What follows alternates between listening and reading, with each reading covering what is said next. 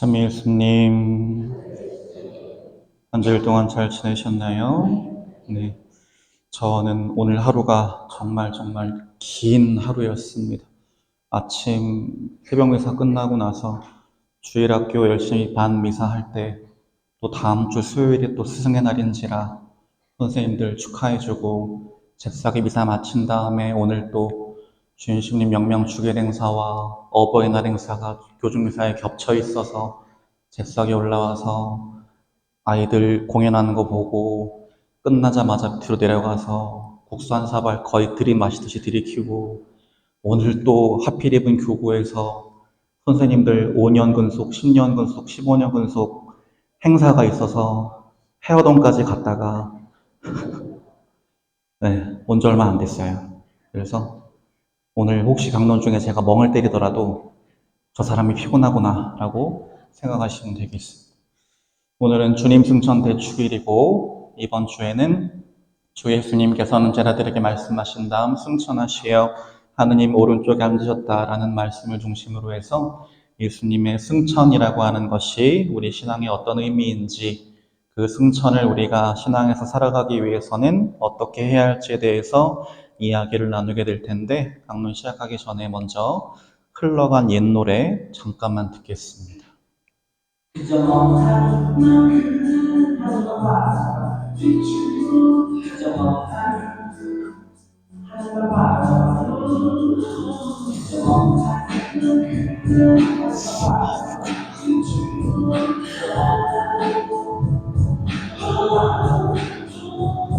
그저 멍하니 지금 어디 사는만 바라봐 똑같은 미소 똑같은 모습 똑같은 모자는 똑같은 멍하니 도대체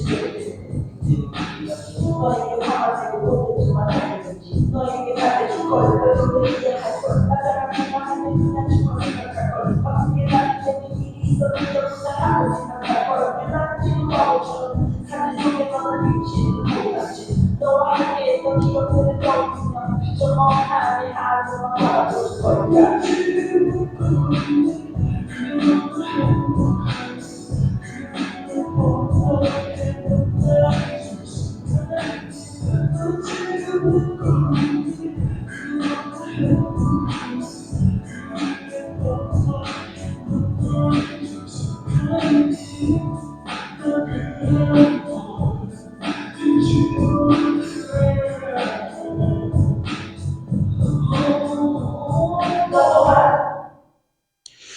보통 노래를 틀면 알겠다는 표정인 사람이 한두 명은 있는데, 와, 이렇게,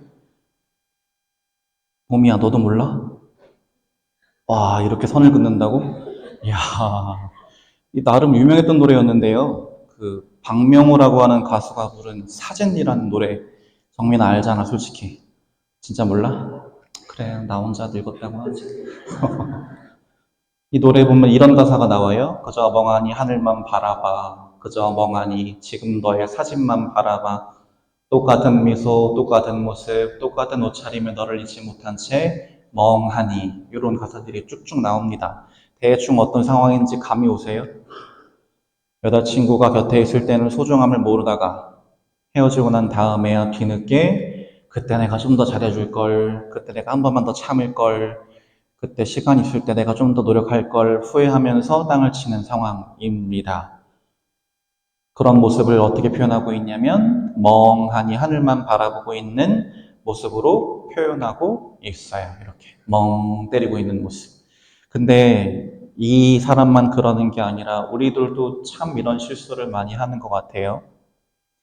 특히 소중한 사람, 특별하다고 생각하는 사람, 나랑 가깝다고 생각하는 사람이 옆에 있을 때는 그냥 그 사람이 내 옆에 있으면서 나한테 잘해주는 게 당연하게 생각하고 있다가, 그 사람이 어느 순간 그런 나 때문에 상처를 받아서 그 사람과 나와의 거리가 멀어져서 내 곁에서 떠나버리게 되면 그제서야 뒤늦게 아이고야, 그 사람이 정말 나에게 소중한 사람이었구나, 내가 좀 더 그때 잘할 걸 그랬다, 그랬으면 지금 이렇게 뒤늦게 후회 안 했을 텐데 라고 하는 상황들을 살면서 종종 마주하게 됩니다. 이런 말씀을 제가 왜 드리느냐, 오늘 스승님이신 예수님이 승천하시는 모습을 보면서 하늘을 보고 멍 때리고 있는 제자들의 모습이 요 사람의 모습과 비슷하다라고 생각했기 때문입니다. 오늘 제1독서인 사도행전을 보면 이런 구절이 나와요. 예수님께서는 이렇게 이르신 다음 그들이 보는 앞에서 하늘로 오르셨는데 구름에 감싸여 그들의 시야에서 사라지셨다. 예수님께서 올라가시는 동안 그들이 하늘을 유심히 바라보는데 라고 나와 있습니다. 오만 가지 생각을 다 하고 있었을 것 같아요. 예수님이 점점 하늘을 향해 올라가시는 모습, 그분의 모습이 점점 희미해지면서 사라져가는 모습을 보면서 마음속으로 아마 여러 가지 걱정과 여러 가지 생각들을 했을 겁니다. 구체적으로 무슨 생각을 했었을까를 한번 잘 보면 아이고야, 이제 부활하신 주님을 우리가 제대로 좀 믿게 되었는데 이런 주님이 우리와 함께 계시면 그분과 함께라면 우리 진짜 뭐든 다 해낼 수 있을 것 같았는데 이렇게 우리만 남겨놓고 가시면 어떡하나. 우리도 하느님 나라 가고 싶은데 우리만 세상에 떨렁 남겨놓으시고 당신 먼저 떠나가시면 우린 어떻게 하나. 이렇게 부족하고 약한 우리가 예수님 없이 과연 그분께서 맡기신 그 중요한 소명들 잘 해낼 수 있을까라고 하는 여러 가지 걱정과 두려움과 약간의 원망과 그런 복잡한 마음으로 하늘을 멍하니 바라보고 있던 제자들의 모습인 것이지요. 그런데 그런 제자들의 모습을 한심하게 쳐다보고 있던 두 천사가 그들에게 아주 중요한 사실을 알려줍니다. 왜 하늘을 쳐다보며 서 있느냐? 너희를 떠나 승천하신 저 예수님께서는 너희가 보는 앞에서 하늘로 올라가신 모습 그대로 다시 오실 것이다 라고 하는 굉장히 중요한 사실을 제자들에게 그리고 우리들에게 알려줍니다. 그 말은 우리로 하여금 한 가지 사실을 생각하게 합니다. 우리가 지금 살고 있는 이 시간은 뭐와 뭐 사이의 시간이에요. 여기서 또 내가 용고기를 또 시키면 나를 제 원망하고 부담스러워하겠지? 정민아, 우리는 지금 뭐와 뭐 사이를 살고 있을까? 오늘 나온 것 중에 답이 거의 다 있어. 뭐와 뭐 사이.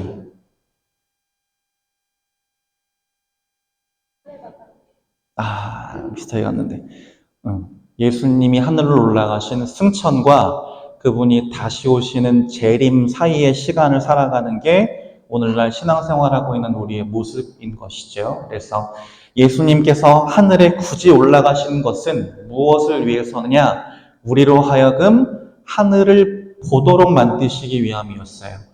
세상 것들에만, 세속적이고 물질적인 것들에만 그렇게 욕심을 채우고 하는 거에만 신경 쓰지 말고 하늘나라라고 하는 우리 삶에서 참으로 중요하고 소중하고 귀한 가치들을 좀 보면서 살아라고 우리의 눈을 하늘로 이끄시기 위함이었습니다. 그런데 그렇다고 해서 하늘만 보고 있으면 또 안 된다고 천사들을 통해서 이야기하십니다.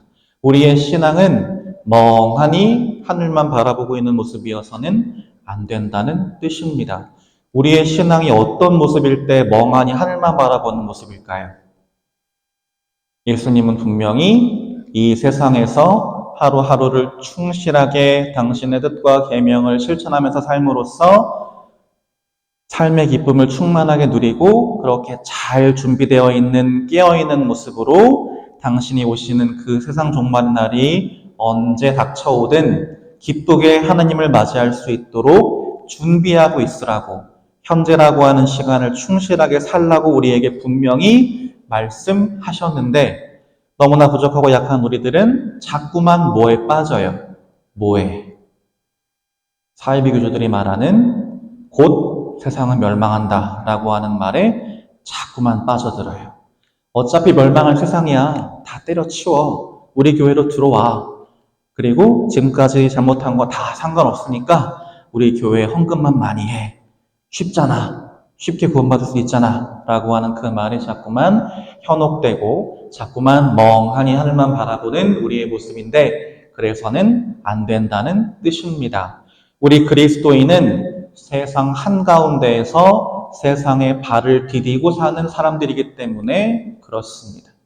그리고 또 한 가지 중요한 것, 우리가 사랑하고 자비를 베풀어야 할 형제 자매도 이 세상에 있고 그리고 우리가 이해하고 용서하고 얽힌 관계 실타래를 잘 풀어야 할 원수도 다 이 세상에 있습니다. 다시 말해서 우리가 구원받기 위해서는 결코 이 세상과 동떨어진 모습으로는 살 수가 없다는 뜻입니다. 그리고 일부 개신교 교단에서 이야기하는 것처럼 세상이 어떻게 되든 말든 상관없이 나만 구원받으면 돼, 나만 잘 살면 돼 라는 마음가짐으로 사는 것도 절대 하느님 뜻이 아니라는 이야기입니다. 주님께서 우리에게 바라시는 건, 하느님께서 원하시는 건 당신이 창조하신 피조물들이 당신이 사랑으로 빚어 만드신 우리가 한 사람이라도 더 많이 구원받아서 당신 나라에서 영원한 행복을 누리는 것이기 때문이지요.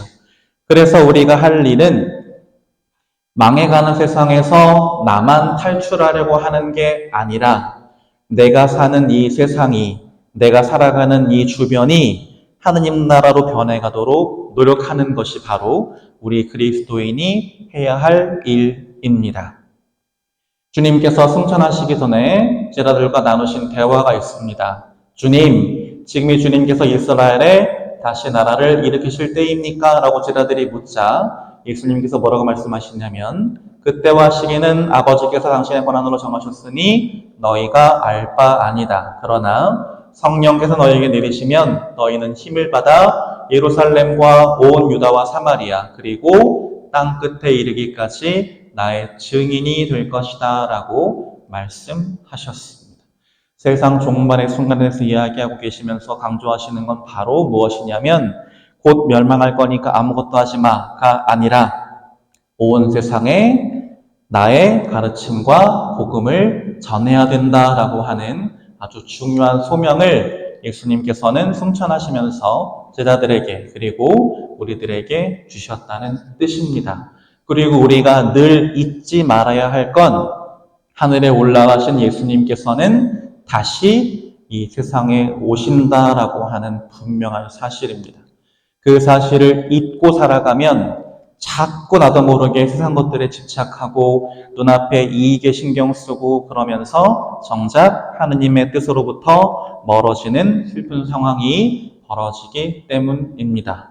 또 하나 우리가 절대 잊지 말아야 할 중요한 사실은 하느님께서는 나만 사랑하시는 게 아니라 당신이 빚어 만드신 모든 한 사람 한 사람, 더 나아가서 당신이 창조하신 이 세상 전체를 모두 보시니 참 좋았다라고 여기시고 진심으로 사랑하시는 분이다라는 뜻입니다. 그래서 아유 이 망할 놈의 세상 빨리 멸망해버려 라는 마인드는 우리가 절대 품어서는 안 되는 것이죠.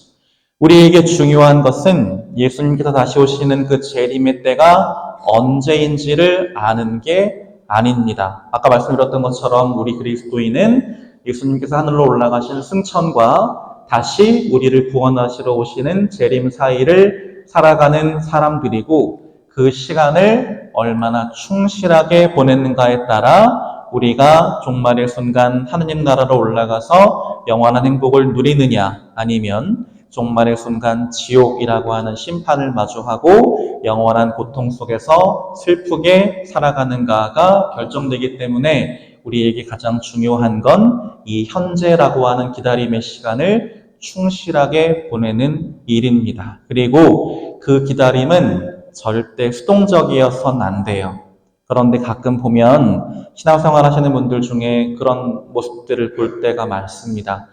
제가 아무리 사랑을 하셔야 실천하셔야 되고 원수를 용서하셔야 되고 형제를 이해하셔야 되고 정말 적극적으로 자비를 베푸셔야 돼요 라고 백날 얘기해봐야 그거는 귀에 잘 안 들어오시나 봐요. 근데 누가 너 그렇게 하다가는 멸망해, 너 그렇게 하다 하나님한테 벌 받을걸? 이라고 하면 그거에는 또 귀가 혹하시는 모습들을 자주 보게 됩니다. 선만 안 넘으면 되겠지.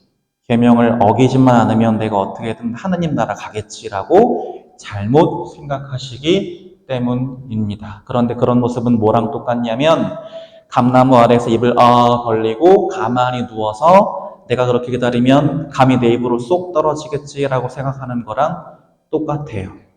그렇게 기다려봐야 감은 쉽게 떨어지지 않습니다. 내가 해야 할 일은 적극적으로 감나무를 흔들어 보기도 하고 어떤 감이 잘 익었나 잘 살펴보기도 하고 그리고 감이 잘 열매 맺을 수 있게 감나무를 가꾸기도 하고 그런 적극적인 노력이 우리에겐 반드시 필요한 것이죠. 그것이 바로 주님께서 우리에게 바라시는 적극적인 기다림입니다. 예수님께서는 우리를 한 사람 한 사람을 당신의 제자로 세상에 복음을 전할 사도로 불러주셨어요. 근데 예수님이 우리를 불러주신 이유는 그저 손 놓고 가만히 있으라고, 그저 멍하니 하늘만 바라보고 구원이 알아서 떨어지겠지를 수동적으로 기다리라고 우리를 부르신 게 절대 아닙니다. 그럼 우리는 어떻게 해야 하느냐? 우리의 삶을 통해서, 우리의 말과 행동을 통해서 더 많은 사람들이 하느님을 알고, 하느님을 찾고, 하느님 곁으로 모여들어서 구원받을 수 있도록 우리가 할 수 있는 최선의 노력을 다해야만 하는 것이지요. 그래서 예수님께서는 승천하시는 그 마지막 순간마저도 제자들에게 너희는 온 세상에 가서 복음을 선포하여라 라고 하는 중요한 선교의 소명을 맡기시는 것입니다. 그렇다면 그 복음 선포라고 하는 사명은 구체적으로 어떻게 우리가 할 수 있을까? 첫 번째, 복음을 선포하라 라고 하십니다. 이것은 예수 천국 불신지옥 그런 이야기를 하면서 사람들한테 겁을 주라는 뜻이 아닙니다. 그게 아니라 방금 말씀드렸던 것처럼 사람들이 우리의 말과 행동과 삶을 통해서 하느님을 알고 하느님의 뜻을 따라 사는 사람의 모습이란 저런 것이구나. 그런 사람들은 저런 기쁨과 행복을 누리는구나 라고 하는 것을 사람들이 우리를 통해 볼 수 있도록 참된 기쁨과 행복을 누리는 진실된 신앙인의 모습으로 살라는 뜻입니다. 두 번째는 마귀를 쫓아내라 라고 하시는데요. 마귀를 쫓아내라고 하는 건 다른 사람의 영혼 안에 깃든 마귀만 쫓아내는 게 아니라 내 마음 안에 자꾸만 깃들려고 하는 마귀들도 잘 쫓아내고 방어하라는 뜻입니다. 내 마음에 어떤 마귀들이 자꾸만 들어오려고 하는 모습들이 있을까요? 우리가 쉽게 빠지는 마귀의 유혹들. 너만 그러는 거 아니잖아. 다들 그 정도는 하잖아. 아유, 좋은 게 좋은 거지. 대충대충 해. 뭐 그렇게 혼자 용쓰고 그래? 라고 하는 여러 가지 모습들이 있지요. 욕심, 집착, 나태, 게으름 이런 것들에 물들지 않도록 내 마음을 잘 다스리면서 늘 깨어있는 자세로 기도하라는 뜻입니다. 세 번째로 뭐라고 하시냐면 병자들을 고쳐주어라 라고 하십니다. 이 이야기는 특별한 치유의 은총을 가지고 다른 사람들의 병을 꼭 물리적으로만 고쳐주라는 뜻이 아니라 다른 사람들이 질병과 여러 가지 고통으로 괴로워하고 있는 그들의 아픔을 내가 진심으로 헤아리고 그들의 아픔에 공감하고 그들이 그 아픔을 잘 이겨낼 수 있도록 위로해주고 힘을 주라는 뜻입니다. 그것이 우리가 할 수 있는 일이기 때문이죠. 그러면서 오늘 복음에서 가장 중요한 구절이 나옵니다. 주 예수님께서는 승천하시어 하느님 오른쪽에 앉으셨다라고 하는 구절이 나와요. 이게 왜 중요할까요? 주님 승천 대축이래. 주님의 승천이라는 건 무슨 뜻일까요? 우리 주님이신 예수 그리스도께서 하늘로 올라가셨다는 걸 기념하는 축일입니다. 그런데 그 하늘은 어디인데요? 어디부터가 하늘인가요? 어느 지역의 하늘인가요? 대충 몇 미터쯤 올라가야 되나요? 그런 뜻이 아니에요. 그래서 말씀드리는 거예요. 우리가 가야 할 하늘은 콕 집어서 말씀하신 거예요. 어디? 이 안에 답이 있는데 어디? 어디로 가라고? 하느님의 오른쪽에 가라고. 이게 무슨 의미일까요? 하느님의 오른쪽이라고 그러면 어떤 복음 내용이 떠오르지 않으세요? 최후의 심판 때 예수님께서 뭐랑 뭐를 가르겠다고 하셨어요. 당신 오른쪽에는 하느님 아버지의 뜻을 충실히 따라 살아온 의로운 사람들을 상징하는 양. 당신 왼쪽에는 하느님의 뜻과는 상관없이 자기 욕심대로만 살아온 사람들을 상징하는 염소. 그래서 오른쪽에는 양들은 어떻게 된다고요? 부활해서 하나님 나라로 올라가고 왼쪽에는 염소들은 지옥에 떨어져서 악인들과 같은 고통과 시련을 겪게 된다라고 분명하게 말씀하셨죠. 그거랑 연관돼서 생각해 볼 수 있습니다. 우리가 가야 할 하늘은 어딘지도 모르겠는 그런 막연한 데가 아니에요. 콕 집어서 여기에요. 그럼 우리는 어떻게 하면 승천하는 삶을 살 수 있을까요? 더 미루기 전에 이 세상에서 내가 할 수 있는 최선의 노력을 다해서 하느님 아버지께서 예수님께서 알려주신 중요한 뜻과 계명들을 충실히 지키면서 사는 것이 내가 이 세상에서부터 승천을 준비하는 삶을 사는 것이라고 말할 수 있는 겁니다.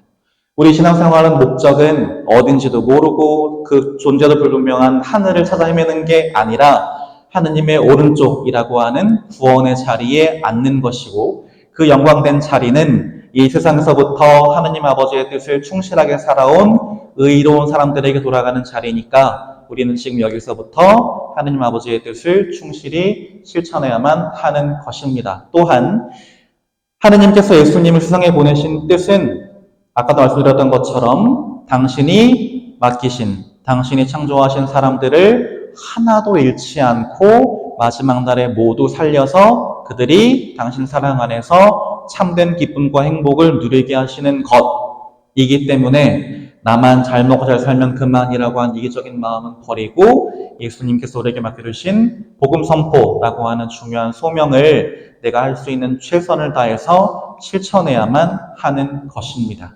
그리고 우리가 그렇게 복음을 충실하게 실천하는 삶을 살아가면 우리에게 아주 좋은 일이 한 가지 일어날 겁니다. 뭐냐면 예수님께서 우리와 함께 하신다라는 겁니다. 오늘 복음은 이렇게 끝나요. 주님께서는 그들과 함께 일하시면서 표징들이 뒤따르게 하시어 그들이 전하는 말씀을 확증해 주셨다라고 하는 구절로 끝납니다. 내가 예수님을 찐하게 만나고 싶다면, 그분의 현존과 사랑을 정말 제대로 체험하고 싶다면 두 손 놓고 가만히 있을 게 아니라 주님께서 맡기신 그 복음 선포라고 하는 사명을, 사랑과 용서라고 하는 소명을 최선을 다해서 실천해야 한다는 뜻입니다. 그러면 주님과 함께 그렇게 열심히 살아가는 삶을 통해서 우리는 승천하는 삶을 살 수 있다라는 이야기인 것이죠. 그래서 이번 한 주 한번 살아가시면서 세상만 바라보는 삶이 아니라 하늘을 바라보는 삶, 그리고 세상에서 잘 먹고 잘 사는 것만 준비하는 삶이 아니라 승천을 준비하는 삶을 한번 제대로 살아보는 시간 가지시면 좋겠습니다.